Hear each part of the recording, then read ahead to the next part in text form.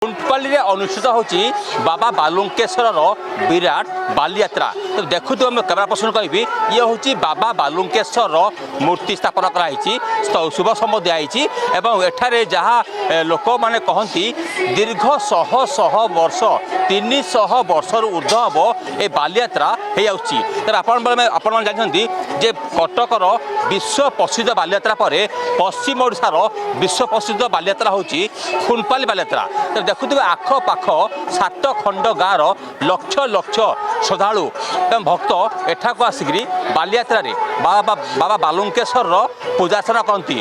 कथार अच्छी बाबा बालुंकेश्वर पूजा अर्चना कले मानसिक पूरण हुए। तो देखुए केमी बाली पठा उपर ए बालीयात्रा होची ये खुंटपाली दृश्य। तेज एक नहीं कौन रही केते वर्ष लाई परंपरा रही केते लोक भक्त आसती आम सांग आसती बाबा बालुंकेश्वर जो अच्छा पूजक आलोचना करवा। आज आप स्वागत करुच्ची ये जो बाबा बालुंकेश्वर बालीयात्रा होची ये केते वर्ष ला होची यार महिमा कौन? आज्ञा एटा मोर बाप या पहनजा भी नहीं आनी आज्ञा बहुत दिन होचे और आमर बुढ़ा मैंने बोलते शह शह बरस है आम नहीं जानी थी यात्रा बाबद और सी बालुंकेश्वर बाबा के जे आउन 5 दिन बर प्रदान पाइक जाऊन आज्ञा यहाँ मुझे निश्चित भाव आहादे भी जाऊन आज्ञा ये बालुंकेश्वर बाबा एतकी शक्ति अच्छे जे इन वरदान पाइक जाऊन से कटक रू भी लोग इनके आउन कटक रू इनर लोग भी सेनकी जाई पारुछन आज्ञा और दर्शन करी निर्भय अनुसार आम खुटपाली गाँव पुण्य हो जगटा आज्ञा पुण्य तीर्थी है। तो आज केतरम दिन अछि? आज केतरम दिन? आज 1 नंबर दिन आज्ञा और काली दिला चतुर्दशी दिला आज 2 नंबर दिन और कल के 3 नंबर आज्ञा। तो देखुले जे थिले पूजकों प्रतिक्रिया दीर्घ 3 दिन हम ए बालीयात्रा अनुष्ठित हुए। आज हूँ द्वितीय दिन। तेज आम सांग अच्छा वरिष्ठ डाक्तर अच्छा जशवंत मेहर अच्छा कथा आज्ञा आपको स्वागत करुच्ची।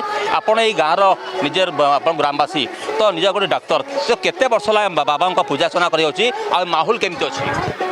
जय बाबा बालुंकेश्वर की समस्त को मोर नमस्कार। देखो आज्ञा खुटपाली गोटे बहुत बड़ गाँ आई गाँव रु जिते बड़ ई बालीयात्रा ताहार बहुत बड़ पाखापाखि 200-250 वर्षर इतिहास गाँव बालीयात्रार से आम विराट बालीयात्रा कहूँ।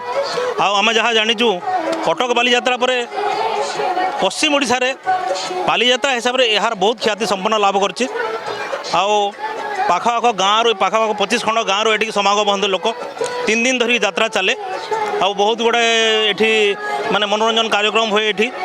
तो मु समस्त को स्वागत करुँची आज बालीयात्रा को। तो देखुले वरिष्ठ डाक्तर जो थे डॉक्टर जशवंत मेहर अच्छा प्रतिक्रिया थे आम सांगे जी अच्छा देखुए लक्ष लक्ष जो भक्त आसती समस्त ये पूजा अर्चना कलापर से बालीयात्रा बुलती। देखुए विभिन्न अनुष्ठान तरफ आज रक्तदान मेगा रक्तदान शिविर अनुष्ठित होची। ये संपर्क जो अच्छा स्वच्छासेवी संगठन एवं सेवा फाउंडेशन एवं विभिन्न संगठन तरफ आज मेगा रक्तदान शिविर अनुष्ठित होची। तेरे एक नहीं कि आम कि महिला प्रतिक्रिया नहीं जावा। तेज ये बालीयात्रा होची बालीयात्रा महत्व कौन बाहर आसती दर्शक ने आम सांग अच्छा जड़े अच्छा भक्त अच्छा कथा मैडम आप कौट आसते आ बालीयात्रा केमती आप बुलूँ कौन मो ना हूँ सरोजिनी बारी मैं बरगढ़ रू आईटा बहुत वर्ष रु चली आसुचे बहुत दूर दूरांतर भी भक्त मैंने आसन देखवार लगे श्रद्धार सहित से निजर मनर कथा कहीकि भगवान को प्रार्थना करी जाऊन सेटा भी समस्त मन खुशी उल्लास सहित करुछन। तो कथार अच्छी बाबा बालुंकेश्वर मानसिक जे माने पूजा करती मानसिक पूरण हुए। हाँ सेटा तो चली आसे समस्त गोटे विश्वास अच्छे लेकिन समस्ते से आशा नहीं करी भी आस।